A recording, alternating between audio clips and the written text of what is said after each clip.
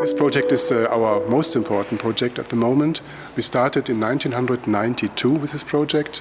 It is a restoration of a whole river basin, which has been for a long time a system of open channels for wastewater. It's quite strange maybe for you, but due to the coal mining and the subsidence of the whole area, it was necessary to transport the wastewater in open channels to the River Rhine. It was not possible to put the wastewater in subterranean channels like in Paris or London.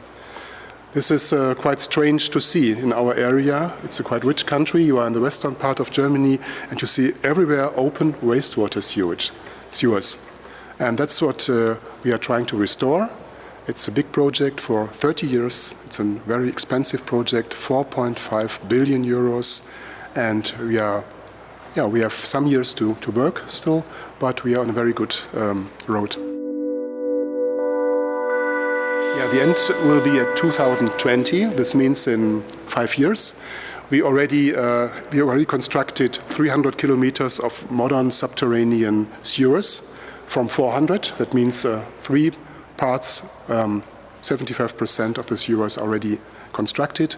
And for the new rivers, for the river Emscher and all the tributaries, about 130 kilometers already, which means we have really new rivers, new natural or near natural rivers with a bicycle path and so on, where in former times have been wastewater channels. But again, we have 5 years, a lot of work, but we still think we will manage it in time. Imagine that in former times, 25 years ago, there was nothing in these rivers. It was completely full of wastewater. And today, each step by step, after a river is constructed, we monitor the situation in the river as biologists and chemists, and we realize that the biodiversity comes back to this area. We started in 1990 with 1 or 2 nice rivers. They have been there in this area for a long time, and 100 species, 150 species of aquatic insects and so on, mussels. And today we have nearly 500 different species, and many of them in red lists, and also some interesting fish. So biodiversity comes back. Step by step, it's very interesting to see. It's such a big project which makes a lot of trouble for the people, because you have everywhere construction sites, you have a lot of noise and maybe a dirt. So it was very important to integrate the population from the beginning on. There's a legal duty to do this in some processes, but we invest a lot of money to have visiting possibilities for the people. We have offices at each construction site to provide information for the people, but we have also we do some environmental education with the schools. When a new stream is finished, we offer the schools to have something like in Germany Patenschaft, they can care for the river. And also we have a program for art, land art exhibitions along this river. And we have a very good contribution of the people in this area to this project. They love it. And I think it's quite clear, because at the end they have a new nice river and many space for recreation. I think some things happened before we started the project, because the coal mining and the steel industry, for example, they left this area in the last years or last decades. This means the air was becoming better, for example. It was quite worse before. Another thing is that with the start of our project, step by step, with each river, we provide a new space for leisure and recreation, for a new housing, for a quality of life.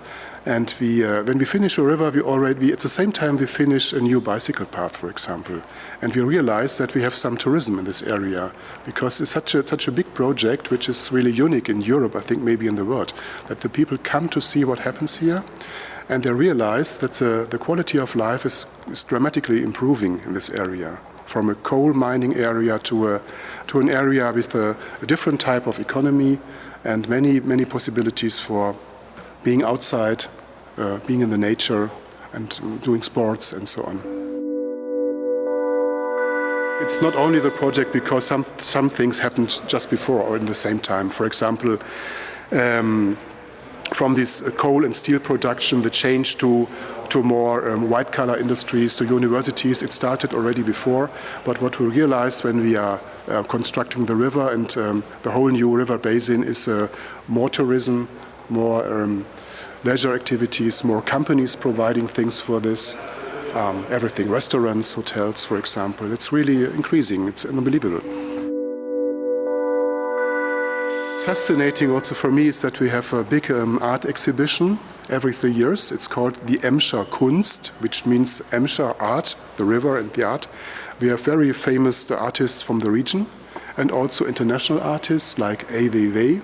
He was here at the Emscher, and they have for some month exhibitions along the river, and they tell the story of this transition of the river and the area with their contributions of their art. That's really fascinating. And we had this exhibition in 2010 and 2013. Next one will be next year. You are invited, of course. And we already had 500,000 people in 2 years. It's a lot of people coming to see the river and what happens there, and also the famous art projects. I think the situation we had in the Ruhrgebiet is not a unique situation. We have it in several places in Europe. We told our story, for example, to the Ukraine or in Brazil, and it's always very similar. There are a lot of heavy industry. This has changed sometimes. The people have another consciousness for the environment, and this means they have to change something. And doing this, and on one hand, to have a better quality of life, and on the other hand, to still have economy. That's a thing we have to do. Yes, I dream that I'm standing on a bridge and look into the river, which has really been a very ugly and bad wastewater river. And I see it's more or less quite clear. I will see some fish and see some people riding a bicycle along the river or some children playing at the river. It will be possible because, and for a long time it was not possible. So it's really a dramatic change. And for biologists, it's really, an interesting situation. It's like a big experiment, but a very important experiment for the region.